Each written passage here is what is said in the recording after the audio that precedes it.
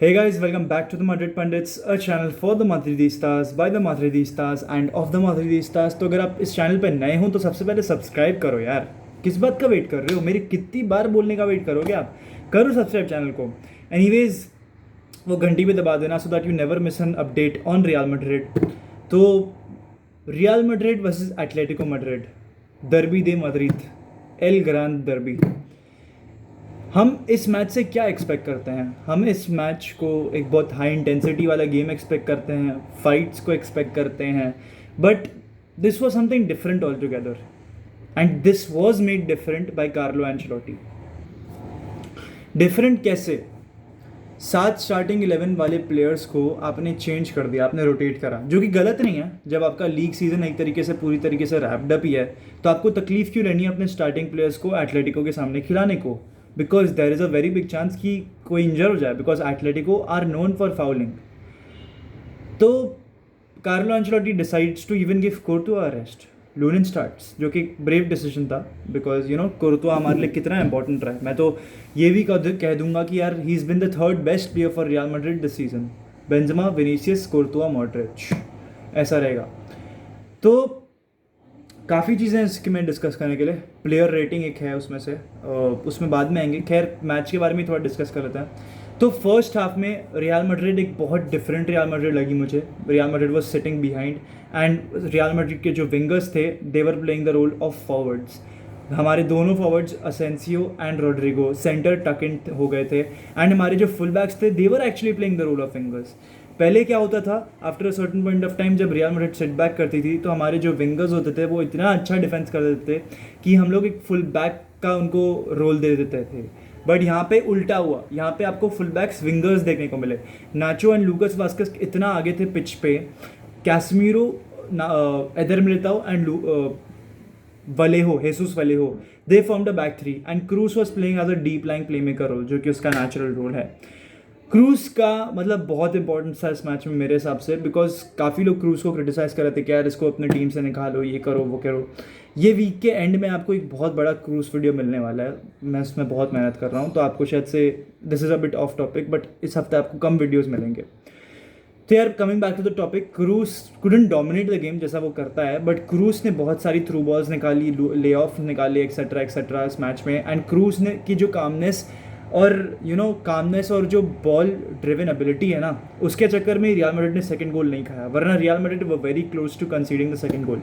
And ये loss से actually हमें फ़र्क पड़ता नहीं है, बिकॉज ला लीगा तो रैप्ड अप ही है। आप आगे जाके भी हेसुस वाले हो, आंद्रे लूनिन वगैरह को भी खिला सकते हो in the remaining 3 to 4 games जो ला लीगा में पड़े हैं मेरे हिसाब से। बिकॉज हेसुस वलेहो की मैं अगर बात करूँ आपसे, तो हेसुस वलेहो मेरे हिसाब से had a decent performance. Jesus Vallejo is not the best of defenders, Jesus Vallejo is not worth playing for Real Madrid and but Jesus Vallejo ने बहुत अच्छी बॉल क्लियरेंसेस करी। हाँ, उसने एक पेनल्टी दी, बट उस एक तरीके से उसकी फॉल्ट नहीं है। मैथियस कुनिया एक डाइवर है, मैं वो वर्ड नहीं कहूँगा, एक डाइवर है, ठीक है। मैथियस कुनिया बहुत डाइव करता है एंड सेकंड हाफ में बहुत प्रोमिनेंटली हमें वो देख रहा था, बिकॉज देखने को मिला, बिकॉज मैथियस कुनिया ना वो चाह रहा था कि हेसुस वाले को रेड कार्ड मिले, वो लिटरली चाह रहा था। एंड वो जो स्टैम्प था उसमें हेसुस वाले को आप ब्लेम नहीं कर सकते। ट्रांजिशनल प्ले की बात करें तो Jesus Vallejo was not a great defender, but again Jesus Vallejo was a can do defender, fourth choice centre back Real Madrid के लिए वो ठीक है। बट आगे जाके अगले सीजन तो हेसुस वाले वो वैसे भी नहीं रहने वाला रियल मैड्रिड में, although he wants to stay at Real Madrid, but the club won't let him be here because obviously Jesus वाले का लिटरली कोई पोजीशन नहीं है इस टीम में। आंद्रे लूनिन की अगर मैं बात करूँ तो I think Andriy Lunin had a decent performance कैसे वेदांत भाई? सिर्फ 2 शॉट्स ऑन टारगेट थे, उसमें से भी एक पेनल्टी, तो Andriy Lunin didn't have much to do. But Andriy Lunin की जो डिस्ट्रीब्यूशन थी, जो बॉल डिस्ट्रीब्यूशन था, मेरे हिसाब से काफ़ी अच्छा था and I think he is got a great future ahead of himself. Atletico Madrid ने उसको इतना टेस्ट नहीं किया, शॉर्ट स्टॉप उसको ऐसा कुछ करना नहीं पड़ा, बट जो अग्रेसिव एटलेटिको मैड्रिड का प्रेस था, Yannick Carrasco, Angel Correa etcetera etcetera, इन लोगों ने अच्छे एफर्ट डाले हैं in order to pressurise Andriy Lunin, but Andriy Lunin didn't crumble, जो कि एक बहुत अच्छा फैक्टर है for a young goalkeeper, Ukrainian goalkeeper. तो आई थिंक मैं एक तरीके से आंद्रे लूनिन के परफॉर्मेंस से थोड़ा सा इंप्रेस्ड हूँ, मैं उसको एक 7 की रेटिंग दूंगा। Eder Militao, this wasn't one of the best nights for Eder Militao, but I think decent performance था एडर मिलिटाओ की तरफ से भी। तो अगर उसको एक रेटिंग देनी होगी तो मैं एक 6.5 की रेटिंग दे दूंगा। अच्छा, मैं ना आप लोगों को कुछ दिखाना चाहता हूँ, ये देखिए। नहीं वो ऐसे करता है क्या? हाँ, कार्लो एंचेलोटी ऐसे करता है. I have mastered it boys.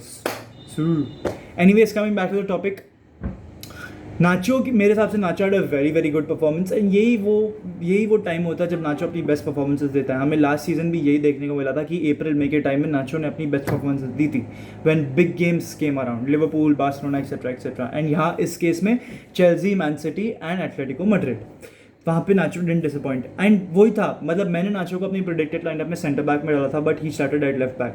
मेरे लिए एक थोड़ा सा कंसर्न था because Angel Correa is a very pacey player, chance creation उसका डिसेंट है, but he is not much of a goal scorer मेरे हिसाब से. बट स्टिल नाचो के लिए बहुत बड़ी थ्रेट थी, specially going by how bad Nacho has been at left back. But Nacho के हिसाब से मेरे हिसाब से डिसेंट परफॉर्मेंस थी. 3 से 4 इंटरसेप्शन भी करें, टैकल भी करें, तो आई थिंक डिसेंट परफॉर्मेंस थी.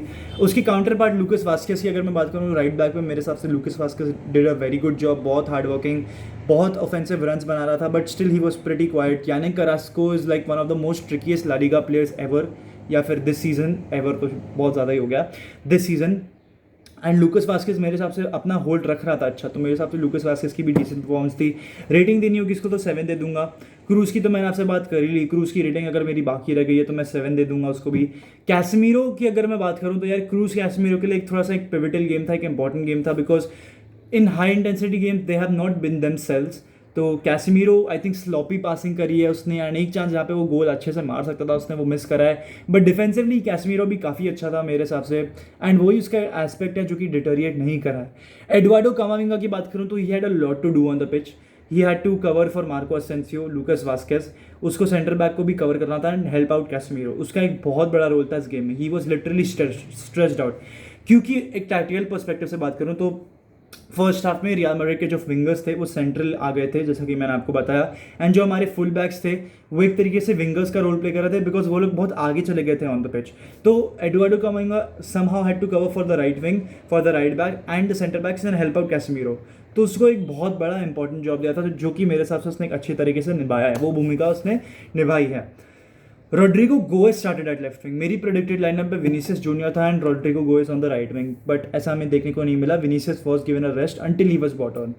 रोड्रिगो गोएस की मेरे हिसाब से एक थोड़ी सी शांत रात थी, specially in the second half. First half में I think he did a decent job. जैसे भी उसको जब भी उसको बॉल मिल रही थी he was carrying the ball ahead and being a threat against Atletico Madrid. But as such उसको भी इतना कुछ करने को नहीं मिला, बिकॉज जो एटलेटिको गेम प्ले है ना वो रोड्रिगो गोएस को बिल्कुल सूट नहीं करता, to be very honest.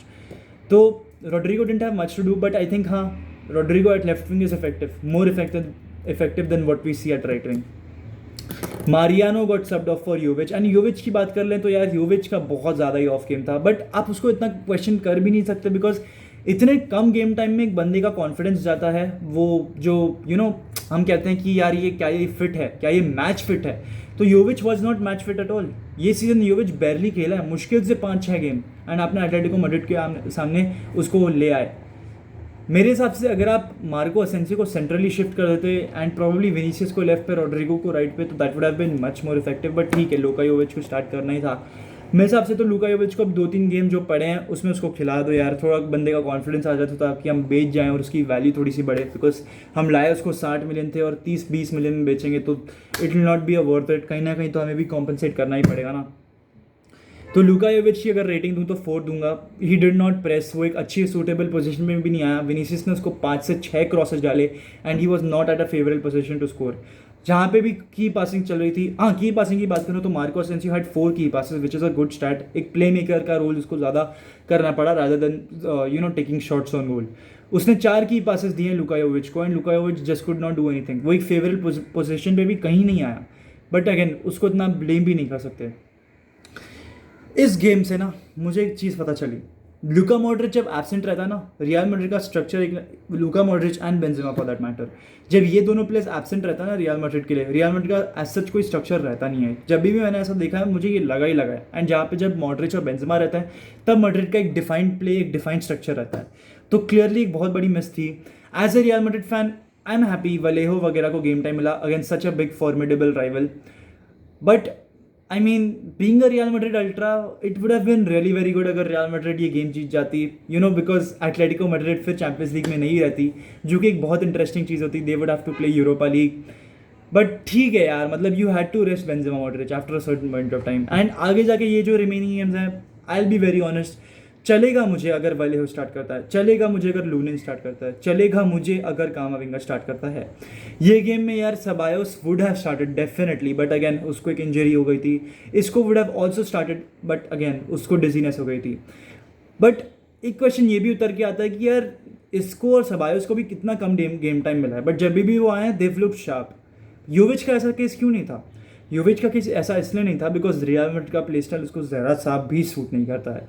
Luka Jovic plays best when he is got a shadow striker helping him out, जो कि रियल मैड्रिड एक शैडो स्ट्राइकर के साथ नहीं जाती because Benzema is their main go to man. Luka Jovic needs to be sold, to be very honest. मतलब मैं इतना क्रिटिकल नहीं होना चाहता, but योविच has to go, seriously Jovic has to go. He is not suit for this club. आप राहुल दे तोमास को ले आओ अगर आपको एक बैकअप स्ट्राइकर चाहिए, because he suits this club, he can link up the play, he is a bit creative too. If you're watching this video till the end, please do subscribe to the Madrid Pundits। वो जो घंटी है उसको दबाओ, अपने comment section में बताओ कि आपको कैसा लगा वलेहो स्टार्ट किया, लूनिन स्टार्ट किया, and do you think Luka योविच should be sold in the summer. Stay tuned for more top quality content. Hala Madrid y nada más.